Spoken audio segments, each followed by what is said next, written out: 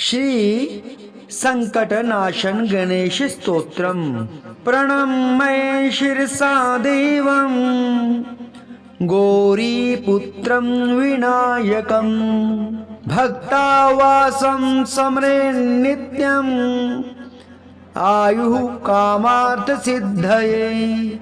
प्रथमं वक्रतुण्डं च एकदन्तं द्वितीयकं तृतीयं कृष्णपिङ्गाख्यं गजवक्त्रं चतुर्थकं लम्बोदरं पञ्चमं च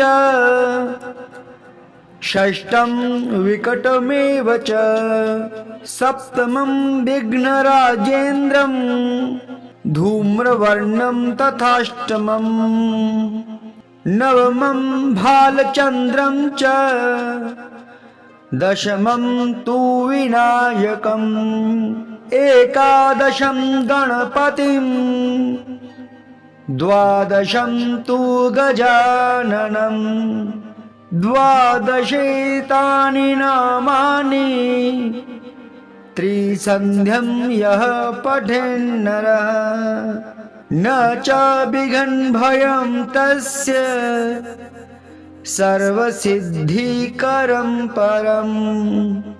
विद्यार्थी लभते विद्यां धनार्थी लभते धनं पुत्रार्थी लभते पुत्रान् मोक्षार्थी लभते गतिं।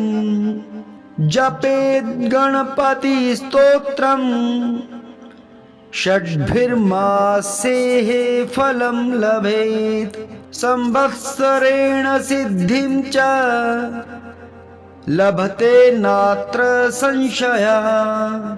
अष्टभ्यो ब्राह्मणेभ्यश्च लिखित्वा यः समर्पयेत् तस्य विद्या भवेत् सर्वा गणेशस्य प्रसादतः।